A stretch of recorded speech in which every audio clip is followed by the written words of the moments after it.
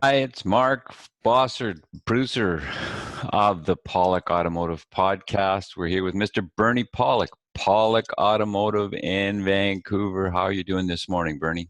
Doing well.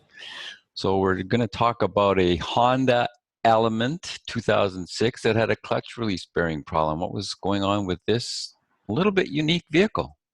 Well, when you push the clutch in, it made a rather horrific grinding, grating noise. And it's not, wasn't too difficult to determine that the problem was either a worn out clutch release bearing or or something wrong with the actual clutch mechanism, like the pressure plate or disc. But usually a noise like that is pretty indicative of a bad clutch release bearing. So what's a clutch release bearing? Well, what it is, the way a clutch works, it has a disc that attaches to the transmission. It's like a friction disc, kind of like a brake pad.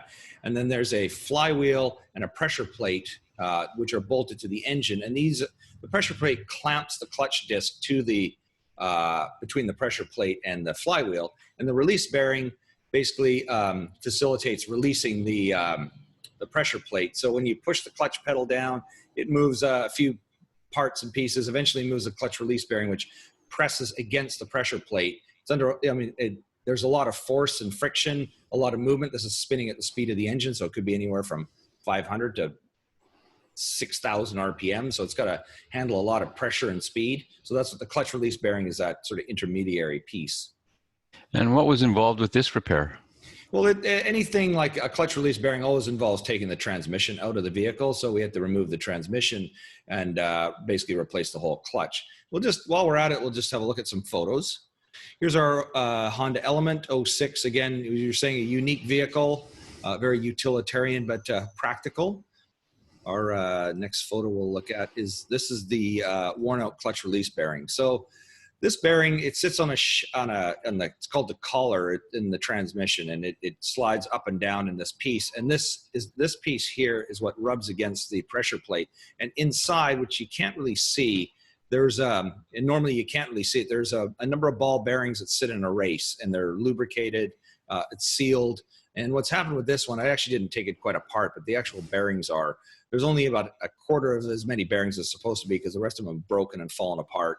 And if you look at this bluish color here, this is like a bluing from excessive heat. So this thing is basically most of the time been seized up when it's running against the transmission for quite a long time.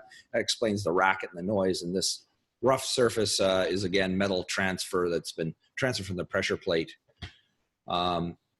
This is what the release bearing rubs against. So this is the pressure plate, and these are the fingers. And these pieces here, you can see there's quite a step of wear. It's not supposed to be like that. So this clutch was basically moments away from complete failure. The bearing would have just broken apart, and pieces would have gone flying everywhere. It would have been horrific. The clutch disc, by the way, is sort of in here, and you can see this spline is where the transmission shaft slides into. So we'll get into what it looked like after fixed, so you can have an idea. So that is the new bearing installed on the collar with lubricant, and the ball bearings I mentioned are in here. You notice, it's a shinier piece than the older one, but also there's no bluing color here. And we look at the pressure plate. That is a good new, this is before installation. This is a new pressure plate. You can see a noticeable difference here with the fingers here. They're not ground down or worn. They're nice and thick and unworn. So that's a big job. Is there anything that can be done to prolong the life of the clutch release bearing? There is. Actually, there is. This is one thing that's good news, and it all involves your driving habits. So if you're familiar with the term riding the clutch, it basically means that you're putting your foot on the clutch pedal and a little bit of pressure on the clutch pedal when you don't actually need it. So you should only ever put your foot on the clutch pedal when you actually want to disengage it. At any other time when you're driving down the road, you just leave your foot off the clutch pedal, because riding it is the first way to destroy the clutch release bearing, because you're just using it more than it needs to be used. Really, the key of the clutch is just use it only when you need to. So if you're sitting at a red light, you're there for, 40 seconds, a minute, put the car in neutral and take your foot off the clutch. It'll rest your foot anyways, and you can shift into gear when you're ready to move. If you're anticipating you have to move, of course, it's much safer to be in gear. But if you know you're going to be sitting somewhere for a while, foot on the brake, just just leave it. And that's probably the best single thing you can do with the clutch to prolong the life of the release bearing. I mean, they will wear anyways. And it's hard to know. With this vehicle was interesting because the actual clutch disc was quite thick. And yet the release bearing was completely fried, and the pressure plate, the flywheel surface was really badly worn, like it got very hot. So it's hard to know who had been driving this vehicle in the past may have had some kind of strange habits. I mean, maybe they rode the clutch and that's what wore the bearing out. So no resting your foot on the clutch pedal. No resting your foot. That is not a place to rest your foot. Do not do it unless you want to come in and have your clutch replaced frequently. Which we highly recommend. Yeah.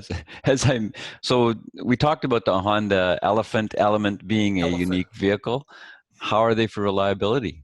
Yeah, they're really good. I mean, it's a Honda product. There's really, they're very reliable. I mean, as they get older, and we do actually service a lot of them that tend to get on in age. I mean, they do need a few repairs, and some of them come with standards, so clutches wear out, and brakes and things. But overall, it's a very reliable vehicle. Good sound engineering, and the kind of product you expect from Honda. It's reliable. So there you go. If you need some service on your Honda Elephant, the guys to see are Pawlik Automotive in Vancouver. You can reach them at 604-327-7112 in Vancouver to book your appointment. Remember, they're busy. They are 19-time winners of Best Auto Repair in Vancouver, and they've been repairing and maintaining cars in Vancouver for over 38 years. You can also check out the website, pawlikautomotive.com. On YouTube, Pawlik Auto Repair, hundreds of videos on there, or our new lovely podcast. Hopefully you're listening. Thank you so much. Thanks, Bernie. Thanks, Mark.